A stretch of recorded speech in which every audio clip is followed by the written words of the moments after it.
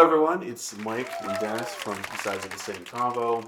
I consider this episode kind of like a season one closer, and we want to kind of recap some of the stuff that's going on. Obviously, there's stuff happening in the news that's worth talking about, but I think this first season went pretty well. Yeah.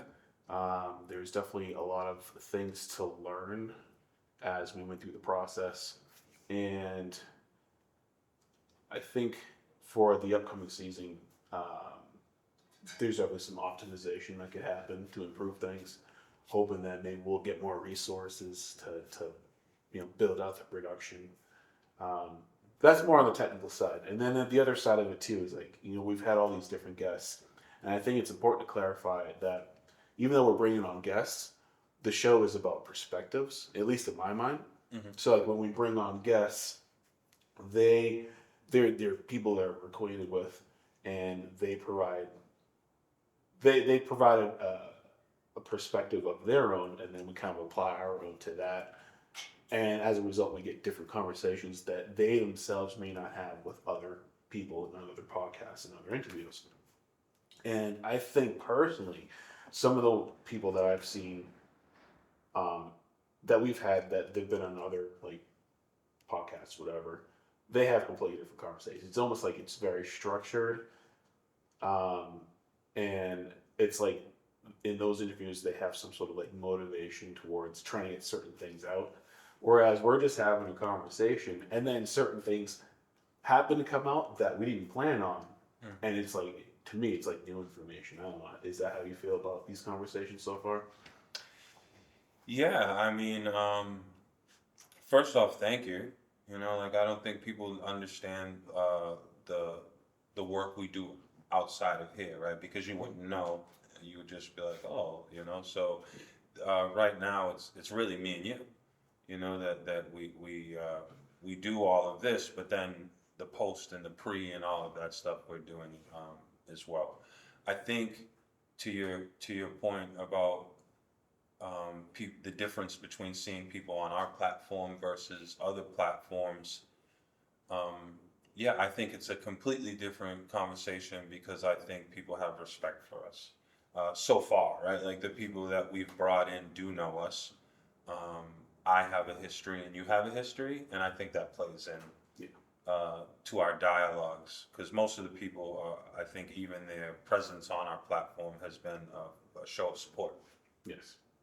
And also to your point, like because they're people in us, I think they're also more relaxed. They're like, yeah, we're just hanging out, and we just happen to be talking, and it's on camera, which is I think is really cool because, um, especially for some of the guests we have, they're in like really official positions, like with the state, for example, and like in those positions, they may feel kind of stuffy. They're like, oh, they have to work within certain parameters, and then they come on here, and it's like we can learn, for example, like with one individual, sharing how he smokes cigars, and it's like, oh, okay, that's different. He probably doesn't say that in other podcasts, or another individual coming out and basically saying like the um, very system that she works under is potentially corrupt, and that her whole job is to try to, maybe not necessarily weed out the corruption, but try to be one of those people who are being transparent and making sure that the people know that there's going to people working within their government. Yeah, trying to shine. I mean, trying to shine light, right? Like I think it's been very interesting. And then the thing that I think other people don't know is like we'll have these podcasts or we'll have these conversations, and then life events happen that confirm Mm-hmm. or validate like discussions that we didn't have. To get back to the faith thing, when we had a discussion of faith, Mm-hmm. and I just do that to lift up like that's how my faith works. Like we've had all these discussions. We had the discussion with Andy, who talked about the work of Jeannie Geiger and all of the harm, and then just recently this week we had homicide, suicide, which was relationship based. Don't know the details, so I don't want to say, but one would assume, that there was domestic violence or some type of issues. So I think what we're doing is very important. And then I think the when that we're doing it is also very important. Like I know me, I'm unapologetically not going to shut up. And there's this unspoken thing happening in our country and in our community where people are trying to silence people. Mm-hmm. You know, people want people just to shut up, and I just refuse. Like, personally, I'm not going to shut up. I have too many people I care for, and I've seen, I don't know how you feel, but I've seen too much victimization happen from trying to silence people. Yep, I totally agree with that, and I think I when other people are trying to silence others from speaking, I think initially those individuals feel they're doing that from a position of strength, but it's quite the opposite. It's a position of weakness where like you want to shut somebody up because you're afraid of what they're going to say. Not so much because what they're going to say is wrong, but there's probably too much truth to it, and now you're confronted with it. Oh, that's what's going on. I don't have my glasses. Oh, Can I grab them? yeah, go ahead. But this is why I enjoy having this platform, especially since when we are having these conversations, obviously it's on friendlier terms, at least with the guests that we've had so far, and I hope that in the future um, we're still gonna have friendly guests for the most part.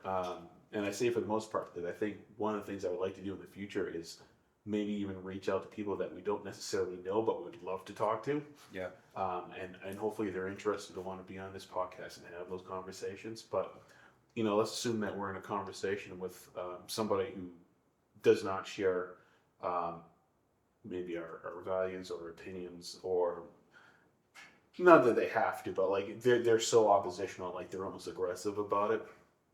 You know, I hope that in those conversations we're able to have civil discourse, and maybe we won't come to an agreement, but at least we can have our ideas expressed without one person shouting over another, or vice versa.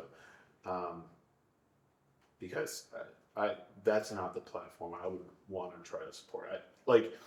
And I know, actually, ironically enough, going back to an early episode this season, I know I'm not going to name names, but we had a guest on that we prepped for because there was potential for conflict there. And I'm glad that we prepped for it because when we actually had the conversation, it was actually very civil. And it was, even though I didn't ultimately agree with the individual, I think there's definitely more space for conversation in the future, which I hope we're able to do. But for a lot of these conversations, actually, because I know we've had some that are too short, some that even though where they're long, it's like, oh man, there was so much more we talk about. Like, for example, conversation about faith. Like, shout out to Pastor Young. I enjoyed that conversation. That was great. Anyway, I feel like I'm rambling here, but there were so many good things. I have a question for you now. So are there people that you're like, I don't want to talk to this person, and I'm going to tell you why. Like I had when me and Pastor Young we were talking about an experience that we went through where we kind of had to confront a person that had kind of put out some racial remarks. It was public. They were an official, and you know, through I guess a commonalities, there was this potential to sit down with the person, and I was really considering it, and then I said, no, I'm not gonna. And I'm gonna tell you why I said I'm not gonna, is because right now I'm having a real difficult time with people that I feel only want to deal with me when it's to their benefit. And I've spent my whole life building stuff for the benefit of what I deem the collective. Mm-hmm. So I try to make peace with certain people, not because of my own benefit, but because I understand, you know, if we can create these bridges, then we can create a collective peace. And when you get to collective peace, you know, the community can thrive. Example is George Floyd happened. We were all watching that. It created so much tension and kind of, you know, put everything of local law enforcement into the microscope. Mm-hmm. So at that season, I stepped and leaned forward, right, and really started working on this bridge between law enforcement and our community, and not being like, you know, not being like, what's the word? Like people nowadays, they just carry the water Yeah. and kind of, you know what I'm saying? Oh, Trump is great, right? Like, okay, maybe he's good, maybe he's okay, but you like great, especially for people of color. Like, how can you make such a bold statement? So as I dealt with the local law enforcement, I didn't want to ignore the punitive history, but I also didn't want to ignore the progressive advancement within these departments, right? That there's people that are within these departments and within this institution moving or trying to move things forward. So my question is like, so in that space, right? I'm like, yeah, all right, let's continue the bridge, but with this certain individual, like these, and I want to say with these politicians, I'm learning that the political landscape sometimes I think I'm gonna have to be like no to certain people because politics is kind of just trying to get your needs met and maybe not being honest about how you feel. So, So do you get where I'm going? yeah, so I'm going to speak from the perspective of having been in politics or kind of being involved in politics now. Um, I think it's unfair for me to say this, but I'm going to say this anyway. There's kind of that pro quo um, relationship that tends to happen. But I think it's sort of it. You got to think about it in the context of what they're trying to achieve, right? So if they're, let's say, an honest politician, they're trying to do what's best for their their representative community, right?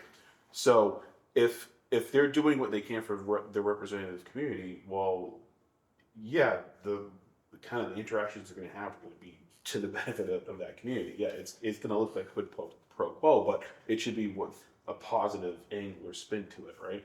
And then there are some people who I feel is just by observation, I feel that there's some people who do some of these things because they're trying to build their profile, which obviously has nothing to do with anyone else but themselves. And so, going back to your example of that one individual who was an official who was saying publicly racist things, I think how you approach that depends on where it's being approached, if that makes any sense. Like, if you're coming to them in their space on their terms, it's clearly for them, right? But if, let's say, for example, you were to use this platform and you confronted them, I think that's a completely different thing. But and I mean truly in the full sense of confronting someone to say, hey, like what you said was wrong. It's not appreciated by people that you represent, and then depending on how you feel about it, you can take it a step further and say, if you don't know how to act properly, maybe you should stop being a representative for these individuals. Yeah, and I because this is my platform, and because I went to I think a circle last night, I'm gonna be even more I think transparent. Uh, I have a very thick skin, very thick skin. I can handle racist comments. I can kind of categorize and keep moving. But there's something about arrogance and racism that triggers me, especially in politics. Like, so that's where when I find myself losing emotional control, like really thinking about striking someone, Mm-hmm. I back away because I want to live by the things I'm trying to teach. Right. Right. So that's whenever I'm like, you know what, I'm not going to engage with this person. It's more from that space. I think it's more from a space of, you're still not coming at me direct. Like that's what I don't like is I don't in my past I shot at somebody, right? But when I went to court, I pled guilty. I took onus for everything I did. I went and served my time. I came out. I went back in again. But I yet again took onus, and then I came out and I never did the things again because I was able to fortunately learn the skills to get out of where I was to where I am now. Right. So it triggers me that it felt like the justice in America, it feels like sometimes the only way forward is through accountability. Do you get what I'm saying? And not for everyone, but I'm saying that's the perception. You hold yourself accountable, Right. and you can move on. But that's not true for everybody. Specifically, rich and connected people. Yeah. Like if you're rich and if you're connected, you can do anything in society, and as long as you can actually change the narrative. Yeah. And I feel like that's my difficulty with life right now, right? Because I feel like the federal government and what we're dealing with it's a metaphor for what I'm talking about. It feels like, like anyone else could not do what we're witnessing from From the powers that be. a global standpoint, like what happened in Venezuela. There's no accountability though to like that. I don't know. I think that causes division within our communities when there's a lack of accountability for certain people. Yeah. Because then it makes it harder. Like why are you going to sit at a table where you have no power? Well, see, I was about to add to that I don't. Right now, we're saying there's no accountability. Well, when I say accountability is like Someone going to jail. no, I think like at some point, when do people turn to their own and hold each other accountable? I should like there's this thing like there's always we gotta march, we gotta protest, and I'm like no, but I get it now, right? Like I get the people that are like no, there's nothing better that I could do with my day than stand outside this building and because we're talking about accountability, right? So. Right. Cheers to the people that have the privilege and the ability to do that and do that. But for me, the path to justice is someone within the power, right, that's in the circle turning and holding someone accountable. Right. And that's the thing that's freaking me out, like in the sense where, people don't want to see where this goes. Because like you said, this has happened before. There has been riots in LA and New York and Boston. There has, and people don't know the incarcerated wisdom that I come and others that have been through those really extreme spaces understand. You can only oppress people so far before people just have nothing to lose. And then it really just makes sense for people just to start, doing other things, and you lose society and you lose generations that way. I got to push back on that a little bit, actually, because, and I only know this because, some of the stuff that I watch and follow, there's this one channel on YouTube called More Perfect Union, and they routinely go to rural parts of America to talk about, hey, what's going on in your neck of the woods because a major corporation that basically propped up the whole community up and left, and now they literally have nothing, no jobs. Or they were known for being like a coal community, and of course coal moves on. Or they had an auto manufacturing plant, and that up and leaves goes to Mexico or something like that, right? And then these communities are basically devastated. And to your thought of well, if they lose basically everything, they have nothing else to lose. They're basically to riot or uprise or whatever, right? And when you see these areas and these people being interviewed, they don't uprise. They just kind of wither and die, which is kind of messed up.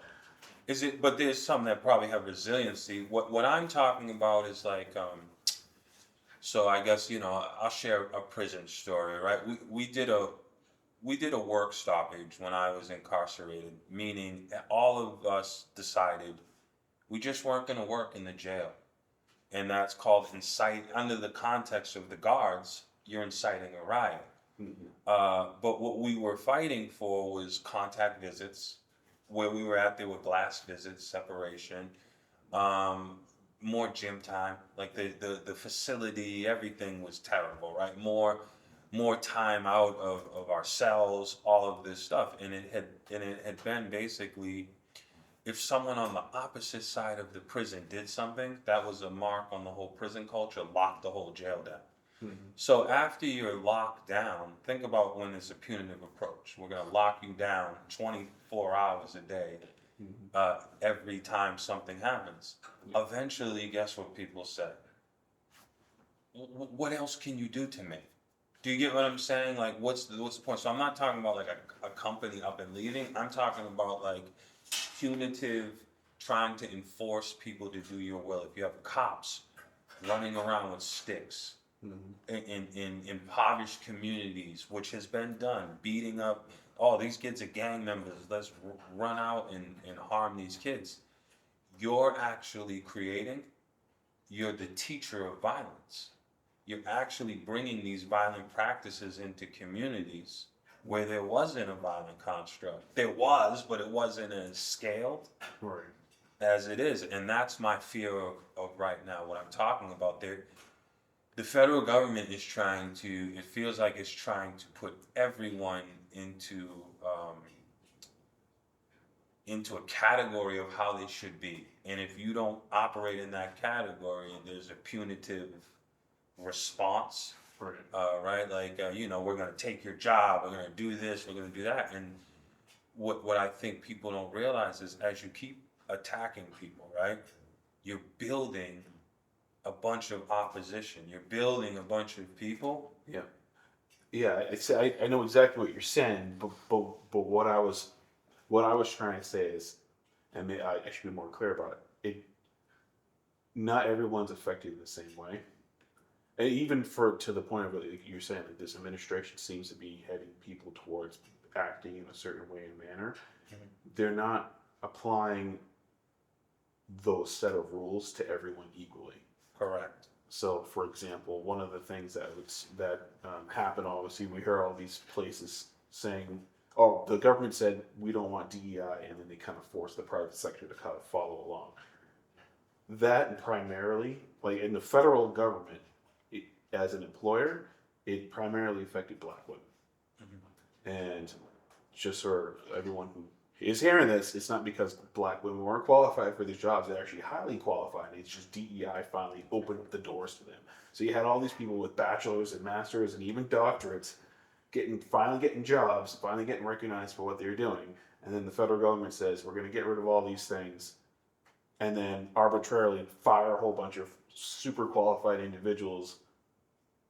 And not replacing them, by the way. Then that's another important thing to point out. These people aren't being replaced. They're just firing them, saying they weren't qualified, and then they have all these different. There's no job openings, I should say. You have all these different departments who are closing down. But when you go past that, right, then you start looking at how the administration starts going after immigrants, right? The thought process is the immigrants that they're deporting are like the strawberry pickers, the people who do like maintenance in a building, whatever. But it also includes like people with H-1B visas, who include like people in the tech industry, doctors, lawyers, like really qualified people who really do important stuff for this country, and they kick them out.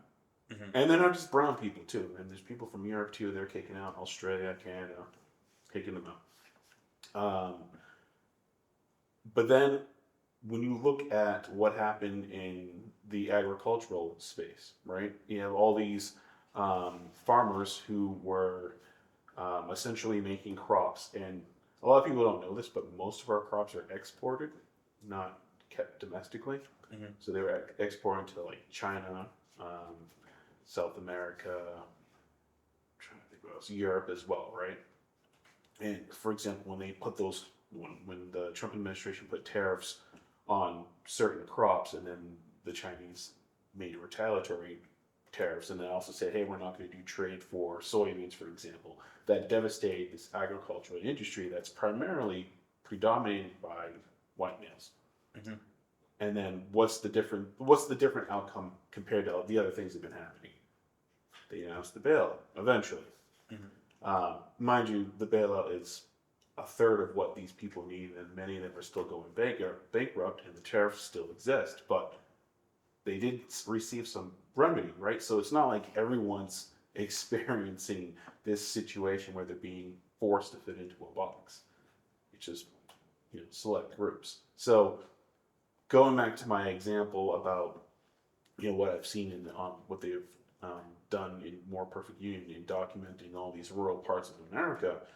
Most of these rural parts of America are a certain group of individuals, and yeah, I mean it sucks that they lose that the one industry that propped up their whole community. But when it comes to government bailouts or making sure that they're not dealing with like a punitive experience with like law enforcement. I mean, they don't have to deal with that stuff, and they'll sometimes get bailouts, sometimes they don't. They're largely ignored, honestly, but they don't really have anything to worry about but themselves. And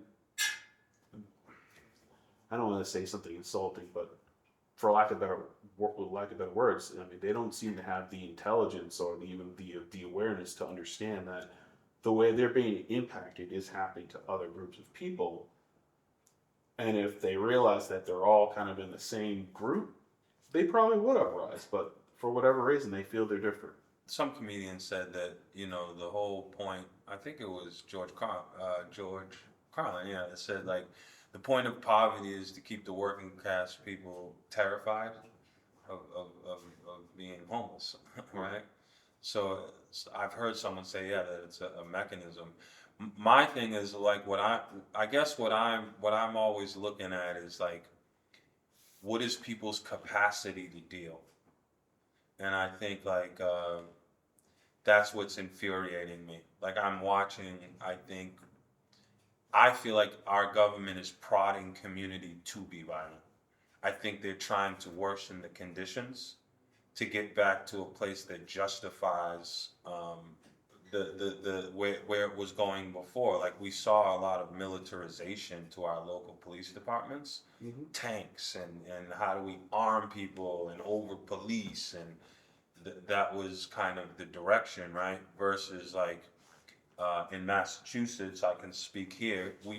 We've seen record low reduction in crime from community-based partnerships with anchor institutions, because I think it's important. Like I always want to acknowledge that there's harm that happens in the community that sometimes needs an emergency response, right? Like the shootings at schools and gang violence and stuff that spirals out of control.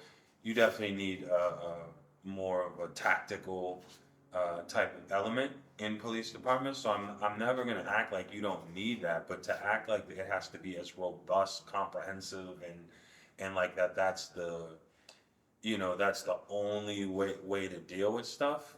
Like that's what we left. So I'm just I'm disappointed, because the thing about it is I'm not disappointed about Trump. In my opinion, that is just a mouthpiece for a certain set of values and a certain set of beliefs. And those are the people that I'm upset with. I'm upset with the military space that allows these rogue people just to be in command with this idea of bashing everything and causing harm is some semblance of like it's going to lead to our safety. It's not. Like we know enough history to know that's not the truth. You know what I mean? So it's for my kids. It's not a great future to look at, because like really it's like, unless Eisenhower talked about the military complex, right? Unless the military complex turns itself around, like we're kind of on a roller coaster ride now. Just strap in, and you just gotta either trust the process is going to lead us to a better place, or it's going to lead us to a worse place. But I think most people are watching with that same mindset, that like we're really in a position where it's like we have to trust that the intentions in Venezuela, right, are what they're saying. In other words, like they're going after somebody who's supposedly a bad actor or doing, like, my point is like, if they just ripped this man, right, and and the court's gonna play out, right? We're gonna see he's in a trial, right? Evidence.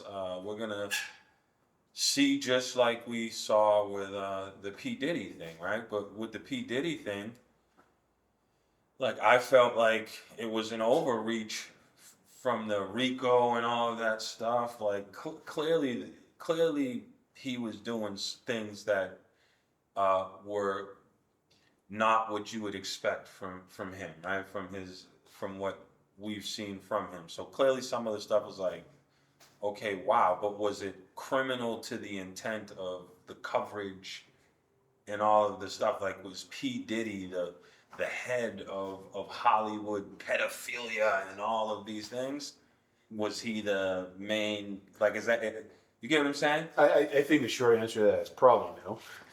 But it's super obvious actually in the context of like the Epstein files. I don't know if you happen to Right. read those. Yeah. For whatever is out there, the little bit that's out there, we know there's a whole group of very powerful individuals who were involved, including Diddy himself. So, no, I feel like as though it's like one of those you see in the movies where like the crime boss lets like one of his underlings get arrested and everyone thinks everything's resolved. It's like, no, the crime boss still exists. The crime's still happening. It's just you picked off one guy, and now you think everything's better. It's like, no. It's that narrative. Yeah. It's like, how do we always control the narrative to make it where, you know, this is what happened, right? And that's where I'm saying, like, it's like people are not stupid, and we're not living in 1950 or 40s, like where, right, you have one radio station.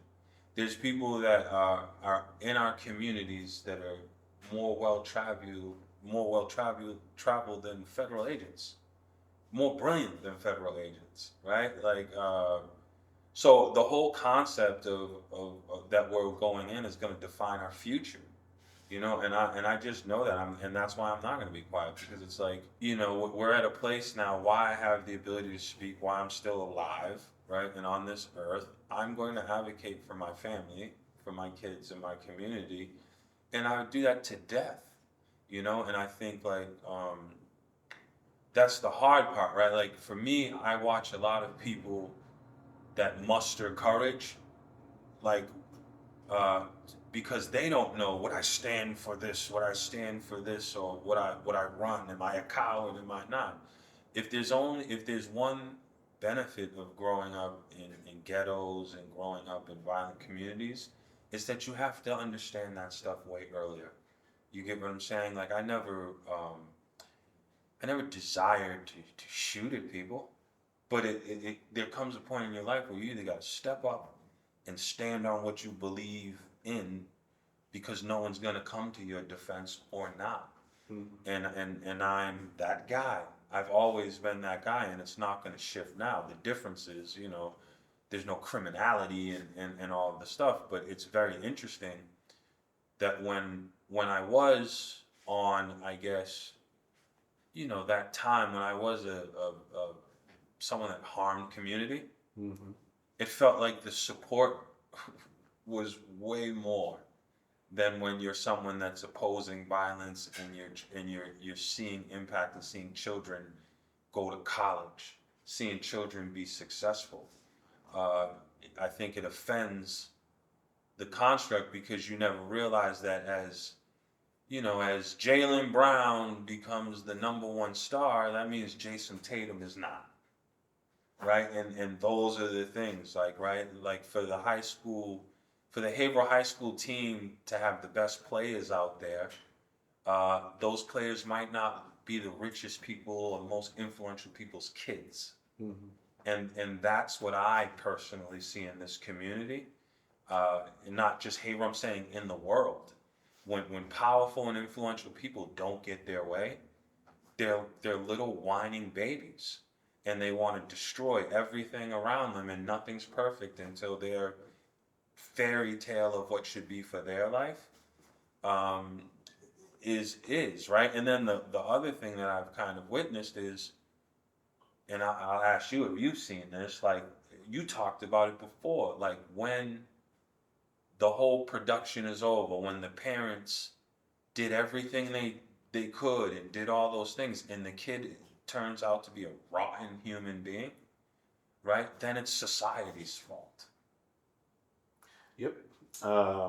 Yeah, I think there is definitely, like, you see it a lot with like richer, or some of the richest individuals, right? Like like as soon as you were describing these individuals who want to like reshape the world in their own image, immediately thought of like Elon Musk. It's like you started out essentially rich. You went to an Ivy League school. Not sure if he was, credible enough to actually go in there in his own merit. We'll never know. Had the funding to start PayPal, co-found PayPal, which gave him the funding to go do whatever else he wanted to do. Go buy Tesla. Invest in Tesla, and then essentially appoint himself as CEO and started enriching himself through it. Through a company that already existed, by the way. Then he buys Twitter, renames it to this website that he always thought would be a cool idea, which is X. And everyone thought it was stupid. Everyone still thinks it's stupid. And Has it increased or declined since he took over? it's declined rapidly. Yeah. He's lost, I think, $25 billion in valuation when he was originally around 50 or 60. Just pretty insane. And then he created SpaceX because he liked the idea of space, but it's not profitable.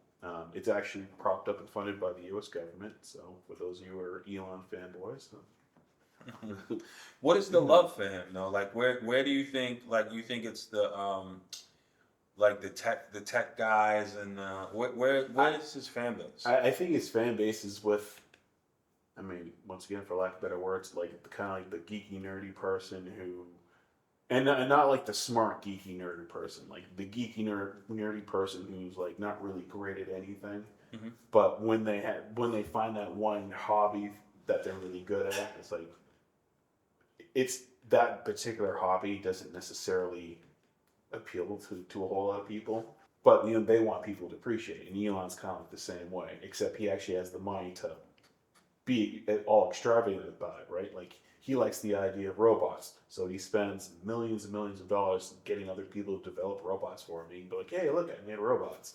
He has all the money in the world to make his own car. He makes it a Cybertruck, which is a it's hard to say, but I think overall the truck was unprofitable. Even though it sold well, it was very expensive to develop. Do you feel like he turned on the people that support? Like he reminds me of you seen Nicki Minaj was at the Turning Point thing? Yep. So Nicki Minaj, at one point, I felt like she was the figurehead for LGBTQ rights. Like it seemed like there was a lot of that under her brand. Sure. Right? And now, like with that thing, I feel like all those people that propped her up now, she's just in that one thing turned against them. Yeah, she turned against them. But so is that the same thing for him? no, and I we even addressed that thing about Nicki Minaj, but you actually said it accurately. You said it was part of her brand. Yeah. Her brand and her as an individual, two separate things. Clearly. Remember, like, so even for like with celebrities, we've seen this. Like, what's her name? The one who did that jeans ad with American Eagle, Sydney Sweeney. So she was supposed to be like the teen sweetheart darling of this era, and then she did that ad, and then a lot of people are saying, oh, it's kind of like a metaphor for like Nazi type stuff, like eugenics, right? And she leaned more into it, and then realized it was a mistake.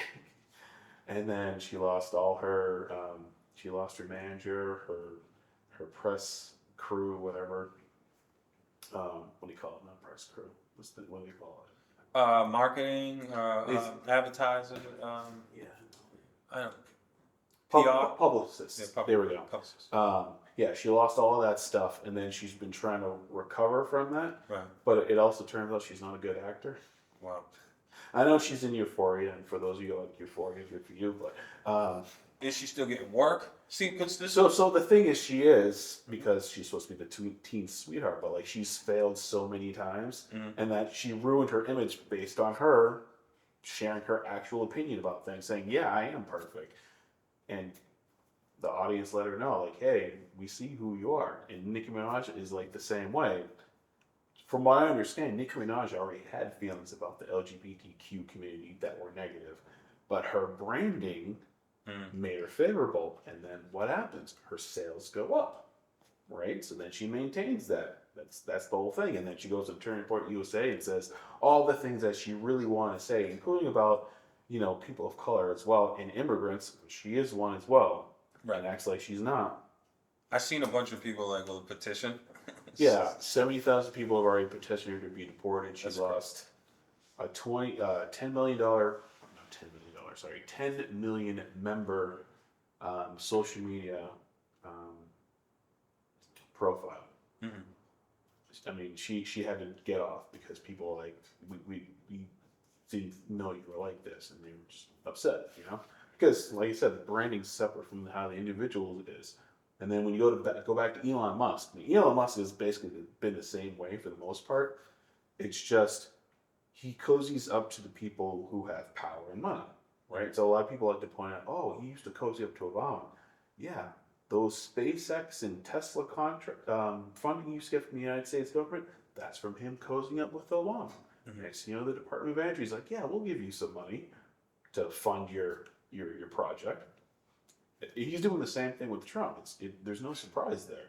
The only thing that he went further. He came up with the whole Doge idea. Like, yeah, I can make government more efficient.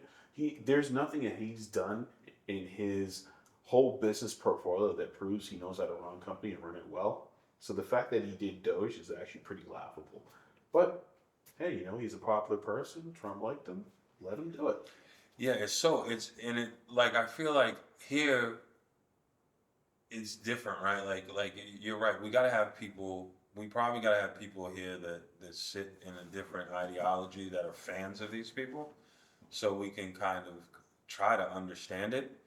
Because it's like I'm like in all of the things that I see. We were talking about Trump and Venezuela before this thing, and I was bringing up the point like if there's bad actors that are amongst me, I am an address it type of person. So if let's say that guy, and I know nothing about the president of Venezuela, Maduro. Yeah. Maduro, right? But let's say that like he was a really really bad actor, and there was real question about him utilizing his land to prop up China or Russia to possibly attack us. Mhm. I am the type of dude to say, yeah, we need to look at that serious and possibly take action if that's the reality.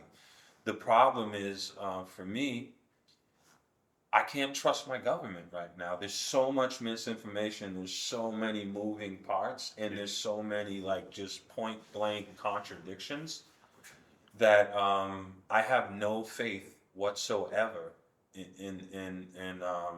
and it's bigger than it's not Trump, right? Like because I understand the inner workings. Like I kind of get frustrated, and I'm not like a Trump defender, but I definitely get frustrated on the amount of things. Anything happens, it's Trump. It's Trump. Like it's like no, you know what I mean? It's so much broader. Right. And that's what I want to understand. I want to understand Susie Wiles. I want to understand, what's his name, Pete Hegseth, and all of Patel. Like this is a whole team of people that are moving in a very intentional and specific way, and I just care. But this is the other thing like I want to say about me, and I hope this resonates with other people. I'm never going to change from being who I am.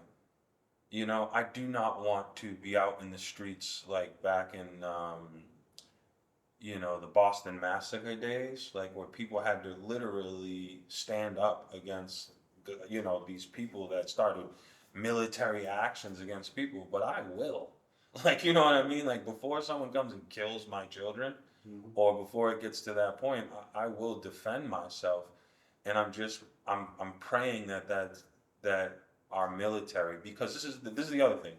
I go to Virginia a lot, and I've met some profoundly deep, committed veterans that are high-ranking people, and they love this country, and they believe in morality, and they don't believe, I think, like to meet the people that I know that serve in the military and then see their commander It's like oil and water. Right. And so I always tend to look towards those people. And most of those people, I think their mindset is this is a bad administration. We got to get to the other side, and this, even though, this will be better in some senses for. So I'm holding on to that faith, but man, it's hard. Like, you know what I mean, man? Yeah. It is difficult. So I say that to, if there is anybody that is from that, like you got to address the powers that be. More people sometimes the general has to walk out and destroy his career to make the point, right? To make the point, because it holds the system accountable. So. Yeah, I think because you were talking about accountability earlier, I think the only way that like this administration and the people within it who are doing things that are harming others, the only way for them to be accountable is for people who don't see themselves as part of that circle, but they're close enough to it that they can, for example, at this point, I guess the best thing they can do is leak information with sources that are willing to publish it and say, hey, this is what they're trying to do to create further harm. That's to no benefit to anyone. Therefore, we need to remove them. And the problem that I see now, and it's actually because of what happened in Venezuela, because it was so apparent and so obvious. It was so obvious to the point that even I personally could predict some of the things that could have happened and how ways people can enrich themselves. Like the thing that happened with Venezuela being, with Maduro being removed, and you can see this. There's already been a news report about this. There were people who knew Friday afternoon. You can look at certain stocks. They're like this. Like it just jumps up around like Friday at noon. Like what happened here, and then sure enough, I think it was the Wall Street Journal I read. Somebody knew, and even made a bet that somebody was in the cash from Maduro. It's like, how did they know that? They made, I think, $800,000. Wow. In a moment, just a single moment. And then people who understood that what was happening in Venezuela was something you can make money on, because it happened over the weekend. If you understand how stocks work, right. You could make a call to buy a certain stock, and it'll go in first thing on Monday. Right. So a bunch of people bought a bunch of stocks, Exxon, Chevron, Shell, some of the big oil companies. Sure enough, they cashed in. Right. That's as long as we're going to be in this government right now in which it can be that easy to make money, and the people at the top who have money to keep investing in these things can keep making more money. I don't see anything happening. The level of accountability is it's not going to be there, because there's people who can get paid. And then once again, going back to like those people in those rural areas, I think they could come to a point where they want to fight back. But what are they going to do? They're so disconnected from the rest of society. They have no resources. Their voice is like this, so tiny compared to the whole country. Like, Yeah. What are they going to do? But this is the thing. Like I believe always it's the small. Think about it, right? That's what they were saying about the Minutemen. What are they gonna do, right? I believe in that which is sacred. All right. So when you have a group of people that already are well off, right? But it's like, how do we even get more well off? And on the contrast of that, you're ripping away human health, and you have people that are. I mean, let's look at some of the challenges of a middle to lower class community. Healthcare, right? You're not eating. You don't have the privilege to eat healthy, to do the things you have to survive. So you're trying to buy meals that can survive, right? Which is high carb, pastas, and because you're trying to feed all these different people, which leads to disease. So what I'm getting at is when you start poking at people that are watching a lot of their loved ones die, right, from different ways or lose life, you're going to trigger somebody that's going to be like, fight. How do I know this? I'm not trying to stir claims. Let's look at the guy that just shot an insurance person out of nowhere. right? Like, Yeah. where does that come from? So the signs of people, in my opinion, just as an observer, right? The signs of people getting fed up. A person on a quad uh, skidding out in California with a Mexican flag, right? Like you're provoking people all over the place, and you're also disparaging the people that have fought to pull us out of those divisions. Like we got out of those divisions not because of ideology, we got out of those divisions because of blood. Like right, Civil War, Jim Crow, all of these things that we've come out of has cost blood. So like I don't know why people that claim to be students of history, like they're not. There's a lot of people that clearly aren't really looking at history. They're just looking for a soundbite to validate their lifestyle, in my opinion. Right? Listen, I don't. Most people don't even care. I think about the topics that we talk about as deeply as we do. They just want to, how does my cable keep coming? How do I keep getting these steaks and these drinks and the house and my social, all the thing. But my point is, if we keep going down this road, all of that's going to go. All of that's going to go. And because if you understand business, it's always about, um, creating more money. And the one thing that people aren't talking about, like, I don't think, the one thing that I think needs to be held most accountable is these telephone companies. And you never hear about that. You never hear about telecommunications and Verizon and all and the impact that they have. I think some have actually, and I just want to say we have about 5 more minutes. Okay. But Where have you heard? so before there was an administration change, we had a very strong FCC ran by a person named Lena Khan. I don't know if you ever heard. Yeah. And she went after these telecom companies because they've been consolidating like crazy. And I believe it was T-Mobile. So T-Mobile for the longest time was one of the smaller carriers. Then they gobbled up Sprint, and then they actually got a bunch of other smaller networks. And eventually, they built up over time, becoming the biggest network, and now they're number one. Mm-hmm. And they actually, I don't know if a lot of you know this, there was a time they were talking about trying to buy AT&T, which now has become the fourth, or third, sorry, because we have so few now. Right? Which was once one. Right, yeah, no, AT&T used to be number one, so it's Verizon, T-Mobile, AT&T, and there's a bunch of other small carriers, but they rent their towers from the bigger three. Mm-hmm.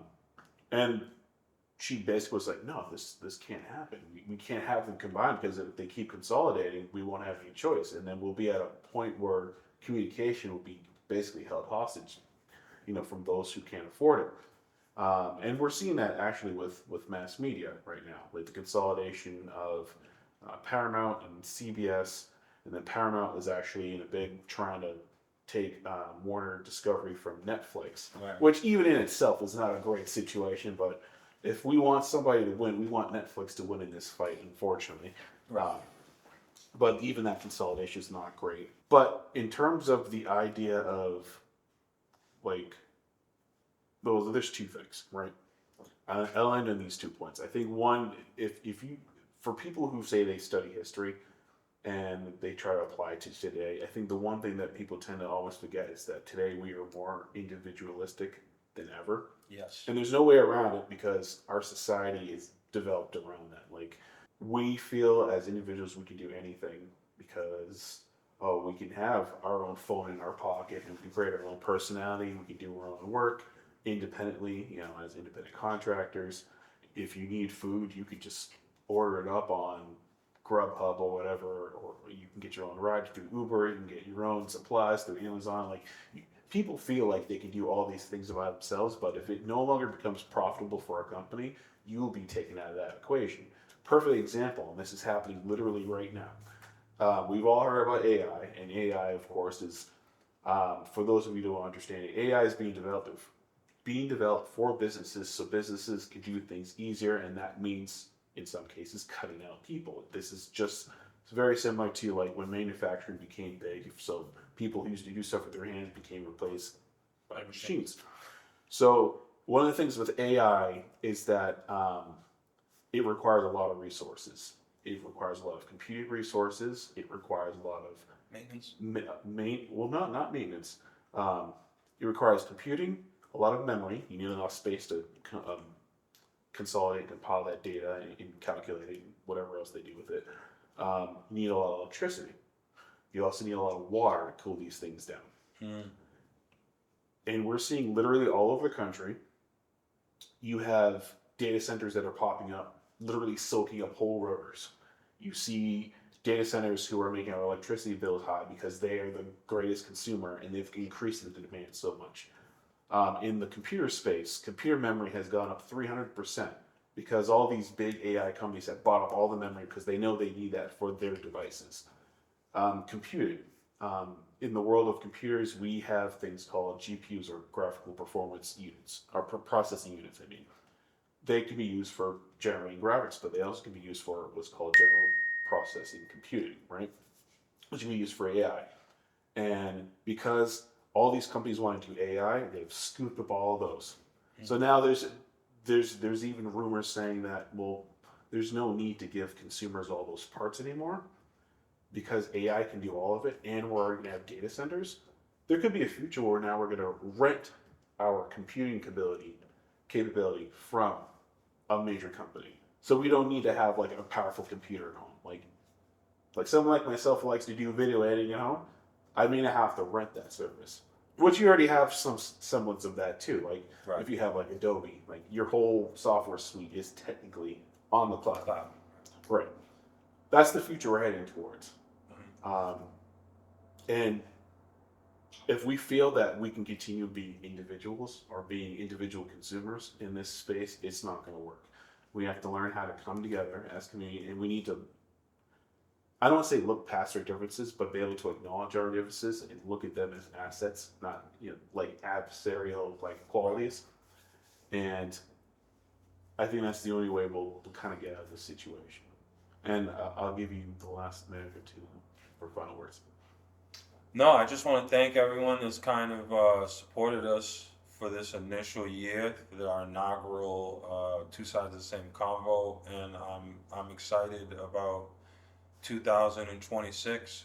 I was thinking because Boston Dynamics was on 60 Minutes. They're a robot, humanoid android company over in Waltham.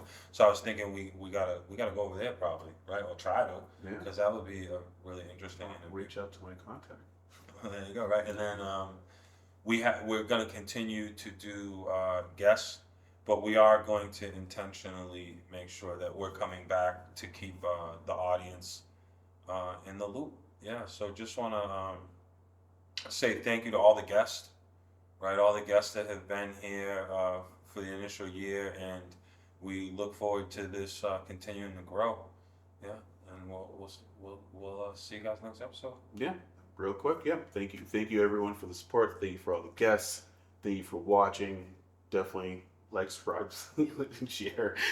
Do all the things. I know it's so cheesy, but it's definitely something we're totally appreciative, and we'll keep it going for 2026 and forever long. Yes. Beyond. All right. See ya.